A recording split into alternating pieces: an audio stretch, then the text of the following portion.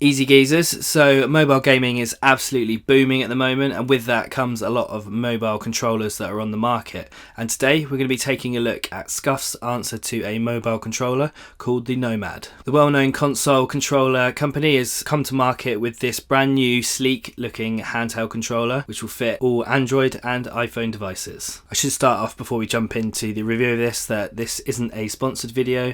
I paid for this device with my own money, and so this will be a completely honest review. I'll be looking at the good and the bad, so let's jump into it.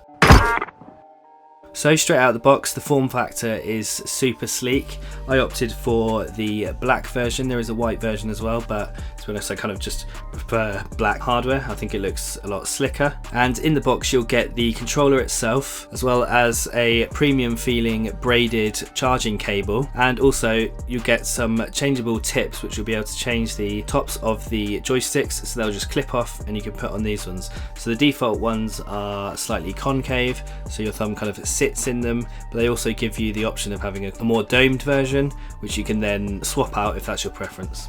One thing that I think is going to suit a lot of people with this Nomad is the fact that it's got symmetrical joysticks. There are quite a few controllers on the market which have got asymmetrical, so you've got higher on the left, lower on the right joysticks, which some people find uncomfortable. So I think this configuration is going to suit people a lot. The unit itself is self-powered, so it does have an internal battery, which means you will need to charge it every now and then. But Scuf says that you should be getting 16 hours of gameplay from this, so you shouldn't have to plug it in too often. Unfortunately, there is no pass-through charging on this, so you can't have it charging while you're playing, so you will need to make sure that you remember to plug it in when you're taking a break from mobile gaming.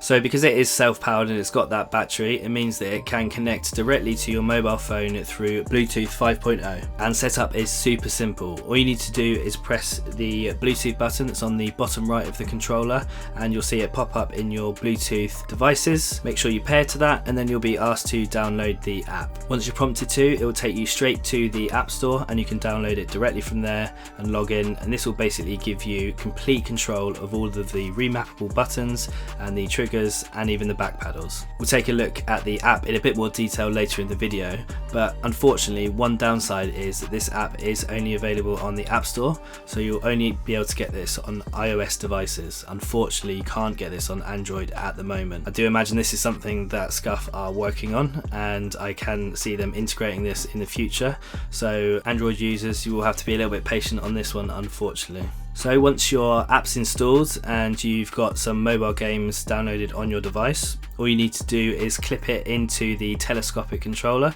and there you have it. The controller does feel really sturdy when you've got the phone in there, and it kind of, your phone gives that controller just that little bit more support. And you can even fit it in with thicker cases, as you can see here. It does slightly peek over the edge a little bit. I've got quite a thick rubber case on my phone, but it does fit, and actually, yeah, it does feel quite solid.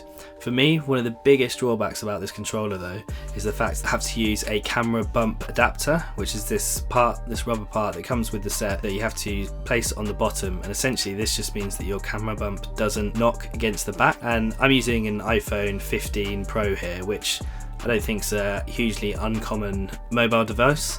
And I would have thought that they would have optimized the design of the controllers a little more towards iPhone, particularly as the app is currently only available on the App Store. For me, this feels a little bit of a design oversight, and I don't particularly like having my mobile device sat higher on the controller. Having said that, if you have got any of the iPhone Maxes, I think the slightly wider screens will definitely fit better, and you won't need to use this adapter. So you might find it's absolutely fine for you, but for me this actually is a bit of a turn off. And yeah, like I say, a bit of a design oversight, which is a shame. Having said all that, once you're in game, the joysticks feel super smooth and really responsive. The triggers got a nice click to them, and like I said before in the intro, they've got a nice resistance to them, and the back paddles have got a click, so you know that you're hitting them, but you're not also going to hit them by accident. Everything feels really solid, and the build quality feels great. So let's take a look at the app in a bit more detail. Now this is actually a great piece of software to sit alongside the hardware, and it really makes the most of all of the features. One major positive about this app is that it's completely free to download, and there's no subscription to run it monthly, so once you've downloaded it, you're good to go. So to start with, it will compile all of your games into a games library, so you can jump straight into this Scuf Nomad app, and you can jump straight into a game from here. So it kind of gives it that console feel actually. And also another great thing about this is that you can essentially customize every single button on the controller pretty much. So that includes the triggers and also the back paddles. And not only that, on your joysticks you can also change the sensitivity type. So if you prefer a more dynamic joystick feel, then you can set that to that, and even increase and decrease the dead zone. So you've got full customization here, which is awesome. Not only that, but a bit like the DualSense Edge controller, you can actually have different profiles for different games. So if you play a lot of FPS games like me, you can set up an FPS controller settings profile, which for example might have hairline triggers, more dynamic response curves, so you've got better precision for aiming. But then you can also have a racing version, so you've got slightly more linear input on the joysticks for example, and potentially a bit more dead zone just to buffer on the accelerator. Basically it means you can set whatever you want for whatever types of games you play on your mobile. Not only that, but you can actually launch your console mirroring apps such as the PS Remote Play directly from this app. So again, it makes it feel a bit more in tune with your console and makes your phone feel much more like a proper gaming device. So you can launch this straight in here and you can mirror and remote play directly from your PlayStation 5. So it's got to be said, yeah, this app is an absolute W. I just hope they are producing an Android version, because I think you need this to make the most of this controller.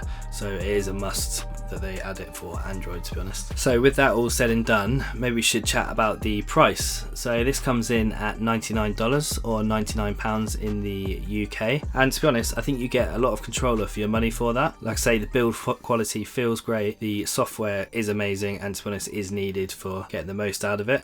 So I think for the price, and with some of the other controllers on the market such as the Backbone, it's in that sort of similar price range, so I think they've priced it well and it definitely feels like it's worth the money. The two key drawbacks for me are the camera bump adapter. That is a bit of a shame because it kind of ruins the overall design and aesthetic of it a little bit. Feels like a bit of an afterthought, and the fact that you can't get pass-through charging, I mean, that is not ideal because it is nice to be able to charge your phone whilst you're playing mobile games. So there we have it.